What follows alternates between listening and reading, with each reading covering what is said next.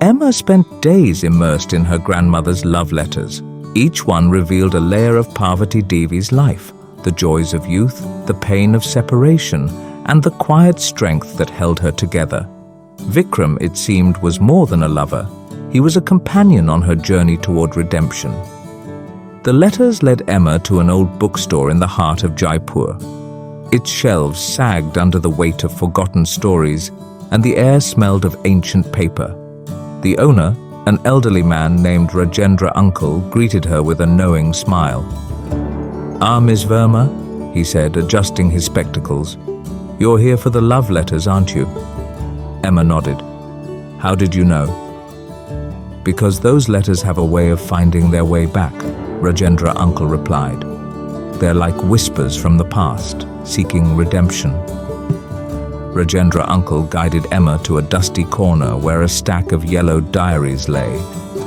"Your grandmother used to visit this shop," he said. "She'd sit right there reading and humming to herself." Emma opened one of the diaries.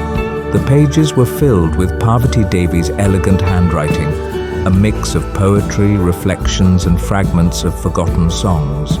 Emma's eyes widened as she recognized the lyrics. "In the garden of memories, where jasmine blooms, we danced to melodies only our hearts knew. But life's storms shattered our fragile tune, and now I seek redemption in every dew." Emma followed the clues hidden within the diaries. They led her to a neglected garden behind the bungalow, the same garden where jasmine vines climbed the trellis. She sat on the weathered bench, surrounded by fragrant blossoms, and closed her eyes. And then she heard it, the faint echo of a melody. The broken music box had whispered its secrets to the wind, and the jasmine petals danced in response.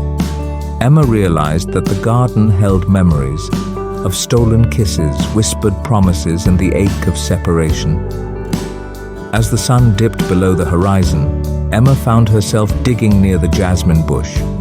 Her fingers brushed against something hard, a wooden box buried beneath the soil. She pulled it out, her heart racing. Inside, she discovered a final letter, a letter from Vikram to Parvati Devi, written on the eve of his departure. "My beloved Parvati, our love was a fragile melody, shattered by circumstances beyond our control. But redemption lies not in the past, it lies in forgiveness. Forgive me for leaving, for breaking our song. Seek the jasmine garden, my love. There you'll find the missing notes, the ones that can mend our broken music box. Yours eternally, Vikram."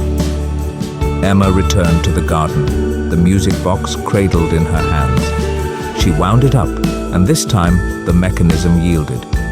The haunting melody filled the air, blending with the scent of jasmine. Tears streamed down Emma's face as she realized that redemption wasn't about perfection.